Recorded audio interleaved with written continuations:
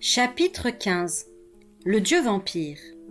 Si mon maître avait payé de sa vie notre passage à Todmorden, il n'était pas mort en vain.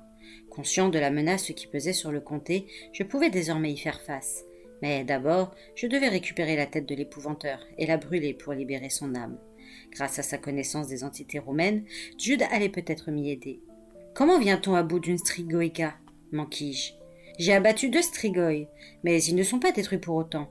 Dame Fresque m'a dit que le premier trouverait bientôt un nouvel hôte et reviendrait me traquer. 2 ? Tu en as tué 2 ?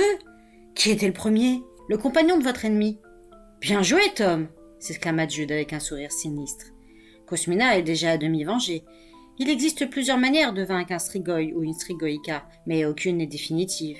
Les décapiter ou leur crever l'œil gauche ne réussit qu'à les chasser du corps qu'ils occupent. L'ail et les roses les repoussent, et bien que le sel ne leur cause guère de dommages, un fossé empli d'eau salée les tient à l'écart.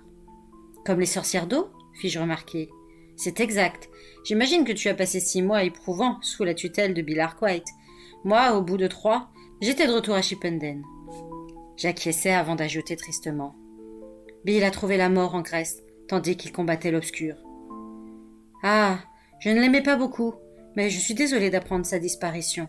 Le nord du comté va être plus dangereux que jamais à présent. Que sont devenus Griff et Croc ? C'étaient de bons chiens, même si Croc, le bien nommé, ne m'appréciait guère. Il m'a mordu au mollet une nuit, j'en porte toujours la cicatrice. Croc a été tué par une sorcière d'eau, mais Griff a eu 2 petits, sang et os. On les a confiés tous les 3 au forgeron de Chippenden. Dommage, regretta Jude. Il nous serait utile ici. Mais pour en revenir à ta question, le seul moyen de détruire définitivement une strigoïka qui a pris possession d'une personne est de la brûler quand elle est encore dans son corps. Autrement dit, la brûler vive ? Oui, un strigoi qui s'est emparé d'un mort doit être exposé au soleil. Je veux tout faire pour me racheter. Nous allons maintenant travailler ensemble. Je peux t'enseigner beaucoup de choses sur ces créatures. Tout d'abord, tu n'as rien à craindre des démons que tu as tués. Dès qu'ils sont chassés d'un corps, leur mémoire se désintègre. S'ils en trouvent un nouveau, ils commenceront une nouvelle existence, oubliant Todmorden et leur précédente compagne. Cosmina a cherché à t'effrayer, Tom, c'est tout. J'ai vu ton ouvrage sur les Moroi dans la bibliothèque, dis-je. Je l'ai rédigé en des temps plus heureux. Les démons me l'ont pris pour rendre la collection de livres plus convaincante. Les lieux habités par un strigoi et une strigoïka sont des illusions, créées à partir d'un grimoire. Ce grimoire et mon livre étaient probablement les seuls objets réels sur les étagères. Maintenant, explique-moi pourquoi ils vous ont fait venir ici, John Gregory et toi. Ils ne m'en ont rien dit. Je lui racontai que nous avions entravé provisoirement le malin et que Grimalkin était chargé de garder sa tête hors de portée des serviteurs de l'obscur. Comme nous étions sous ta conduite, nous sommes venus sans méfiance. Ce n'est qu'après le meurtre de mon maître que la strigoïka m'a révélé ce qu'elle voulait, ajoutai-je. On l'a obligée à nous attirer ici. Tu m'as dit que ces entités travaillaient ensemble. Eh bien, elles ont un but précis. Elles ont tué l'épouvanteur et confiné son âme dans sa tête pour me soumettre à leur volonté. Elles attendent de moi que je leur amène Grimalkin. Alors, elles la tueront et reprendront la tête du malin. Elles peuvent toujours courir. Je vais retrouver la tête de mon maître et la brûler. Ils l'ont sûrement cachée quelque part. On va fouiller la colline et les repères de chacun de ces démons. Désolé, Tom. Ils nous ont repérés avant qu'on ait atteint la première maison. Dans chaque couple, l'un des 2 reste en alerte nuit et jour. Ils sentiraient aussitôt notre approche et appelleraient les sorcières à la rescousse. Les sorcières romaines utilisent la magie animiste. Elles absorbent la force vitale de leurs victimes sans même les toucher. Leur sphère lumineuse serait là en un clin d'œil. La seconde d'après, nous serions morts, vidés de nos animas. Plus tard, elles les utiliseraient dans des rituels accompagnés d'incantations pour augmenter leur pouvoir. « Que pouvons-nous faire alors ?» demandai-je agacé.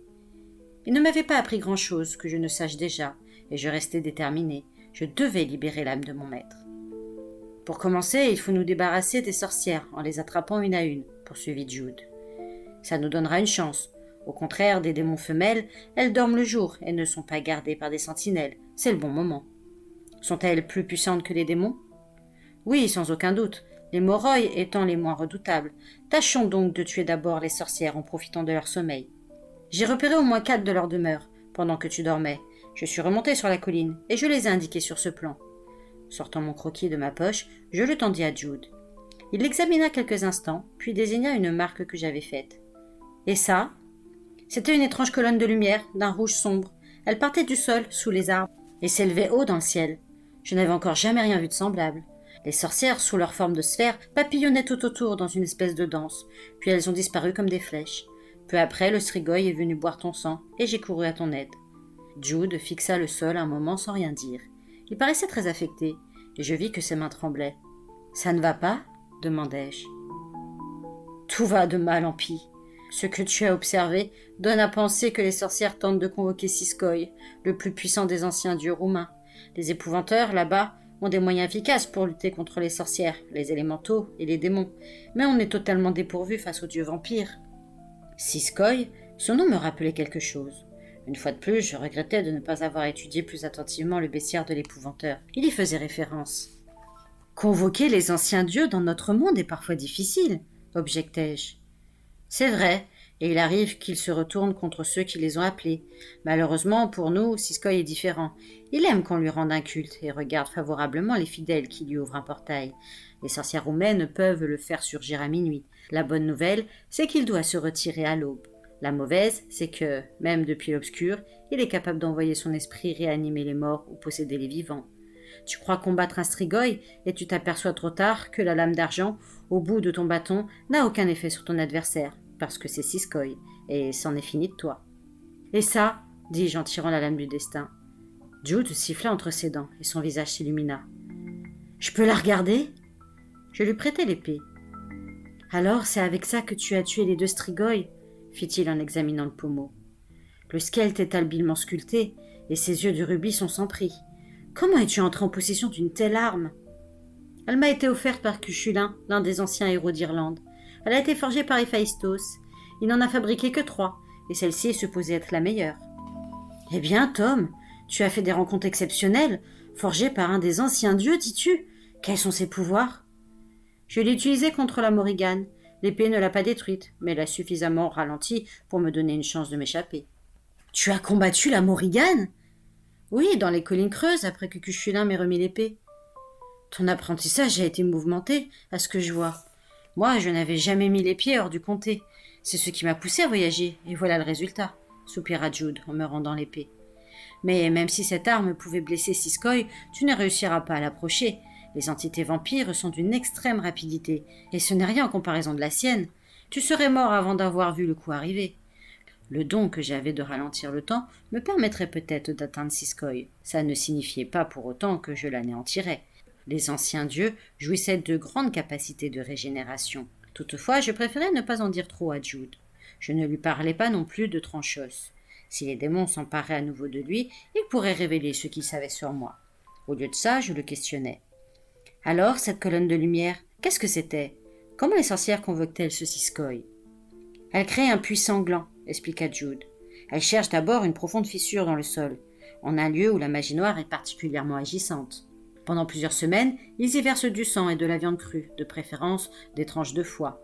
Cela, combiné avec de noirs sortilèges, génère dans le puits un pouvoir formidable. Le faisceau lumineux n'en représente qu'une fraction. Siskoï s'incarne peu à peu, en se nourrissant du sang et du foie. Quand il est prêt, les sorcières viennent à minuit achever le rituel. Siskoï sort alors du puits dans un corps de chair. D'après ce que tu m'as décrit, il semble que le processus soit presque terminé. Il va bientôt émerger, cette nuit même, si ça se trouve. Mais pourquoi l'appeler maintenant ?